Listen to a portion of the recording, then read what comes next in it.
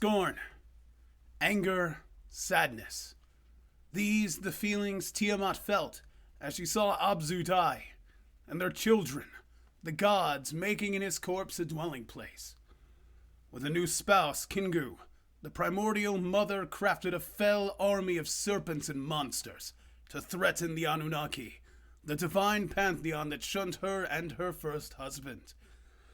This advancing fell army, however, was not what worried the gods. In fact, it was Tiamat herself.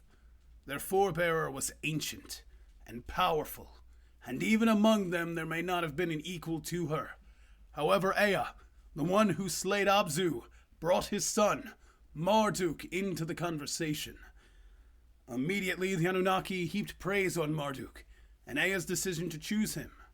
And with that, Marduk, like anyone preparing to face an ancient dragon, was decked out in equipment to fight her. A bow and quiver that will not miss, rolling thunder to ride upon and lightning to strike with, and in his hand a crushing mace that was unmatched. Most importantly, a raging fire burned in his chest, and he bore a net to snare the goddess to assure no escape. Marduk advanced toward Tiamat with the 4 cardinal winds, alongside the winds of the cyclone and the whirlwind, and the evil wind Mhulu.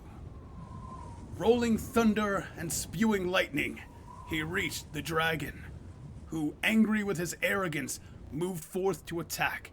The storm on which Tiamat, throwing her back and causing her rage to boil over. She roared and attacked Marduk. However, he was too nimble, and none of her attacks landed upon him. However, as her mouth opened, the wind poured into her maw, filling her and preventing her from moving. Gagged, she tried to free herself as a net wrapped around her, only to leave her mouth agape, a prime opportunity. Bow drawn, Marduk let loose, sending an arrow down her throat. Through her throat it pierced her heart, once caring, now filled with rage, and split it. It was here that the source of all things, the original mother, Tiamat, lost her life, collapsing to the ground.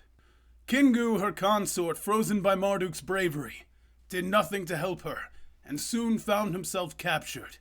Meanwhile, around him, the gods captured, killed, and bested the fell army of creatures, trapping them and ending the insurrection. The deicide over, Marduk looked to the corpse of Tiamat, and with his divine mace split her skull. From her, blood spilled, and those winds that came with Marduk took it to the far corners of the world, spreading it and creating our rivers, including the mighty Euphrates and Tigris.